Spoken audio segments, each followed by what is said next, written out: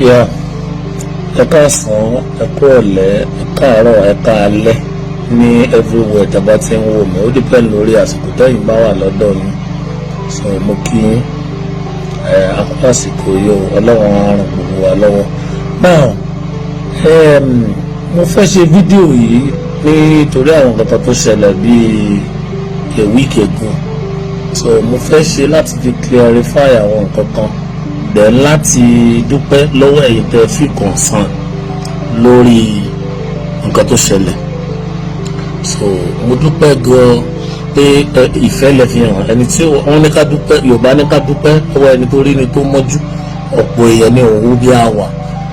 Torí pé láìkì mi ọ̀pọ̀lọpọ̀ àwọn èèyàn ní nǹkan ti ṣẹlẹ̀ sí tí àwọn èèyàn ti ẹ̀ ríro tí wọ́n àti ẹ̀dẹ̀gbẹ̀dẹ̀gbẹ̀ pé wọ́n á sọ̀rọ̀. So mo dúpẹ́ lọ́wọ́ yín gan, ẹ ṣé. Ọlọ́run á bá mi wà pẹ̀lú gbogbo yín, Ọlọ́run á dẹ̀ nífẹ̀ẹ́ yín náà.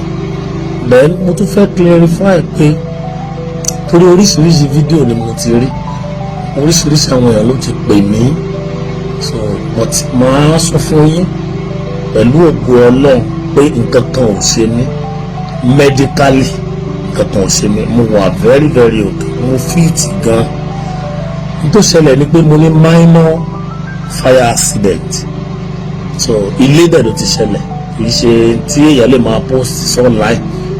So nígbà tí ó ṣe birthday tí èyí ṣe bẹ́ẹ̀ ara mọ́tò, so òun ni time tẹ́yìn èèyàn rí sí time tí kìíní ẹ̀ ti heal, tí ẹ kàn rí àpá nǹkan lẹ́fí hùn pé bẹ́ẹ̀ àbí nǹkan kan. So wọ́n ní minor fire accident nílé ní mo yẹ sọ fún yín. So kò bẹ́ẹ̀ ṣe nǹkan tó pọ̀, ó wà fẹ́ tọwọ́ mi, ọwọ́ left, then bí pààtì ojú mi àtètè.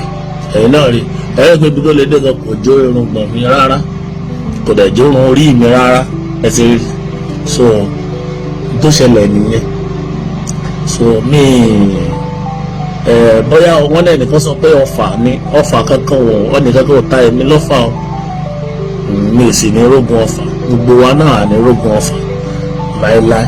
Kò sẹ́ni tí ò ní issue tó ń bá pò spiritually àbí medically, ẹ jẹ́ understand. So àdúrà lásán ni mo kàn nígẹ̀ẹ́ máa gbà fẹ́mi spiritually, tọ́lọ́run bá wa ṣẹ́gun gbogbo ogun èyí tá a lè fojú rí àti èyí tá a lè fojú rí. Ọlọ́run á dẹ̀ ṣẹ́gun yẹn fún gbogbo wa, àtẹ̀yin tẹ́ ẹ láìkì mi náà, àtẹ̀yin tẹ́ ń comment, Ọlọ́run á ṣẹ́gun.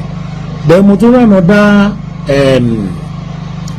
another comment àbí fídíò pé ẹnìkan sọ síbẹ̀ pé ọtí wọn ti pọ̀ ju, ọtí ló fà á kìnìkan wẹ́ mi ní bú yín, mi dẹ̀ ní bẹ́yìn ṣe rò sí nìyẹn. Ọtí kọ́ ni máa ń fa kí iná jóyàn lọ́wọ́. Ṣé nǹkan tí mò ń sọ yé yín? Kì í sọ̀rọ̀ ọtí, ẹ ti understand. Now life yìí ó kálukú ló ní up and down rẹ̀ tó ń bá kiri, ṣó ti yé yín? Kọ́lọ́run Yorùbá ní àìsùn sílé ẹni ká fọrùn rọ́, olúwa ẹ̀ mọ̀ sùn ni o, ṣó ti yé yín? Ẹni tí ìjà ò bá dẹ̀ dé bá òun ló ń pẹ̀rẹ̀ lọ́kùnrin. Bí mo ṣe sọ lẹ́ẹ̀kan, àdúrà yín ni mo ní ìdọ̀, but medically nǹkan kan ò ṣe mí rárá. Ẹnìkan ní mo slim down, yes mo slim down, torí pé fún health mi ló jẹ́ slim down. ẹ ti understand. Wọ́n ti ń sọ ti pẹ́ ẹ máa dáyẹ̀tì, ẹ máa ṣe kinní kan, ikùn yìí ti pọ̀ ju kinní kan. Àwọn mi ò mọ̀ wá rí tán fi ń jọ́ọ̀jì pé ó ti pọ́n mu ló fà á. Tó ẹ pé mọ dáàdi wa àbẹ mọ mọ́mí wa ẹ̀ ní sọ gbogbo nǹkan tẹ́ ẹ̀ sọ yẹn, bá a ṣe rí ilé wa nìyẹn.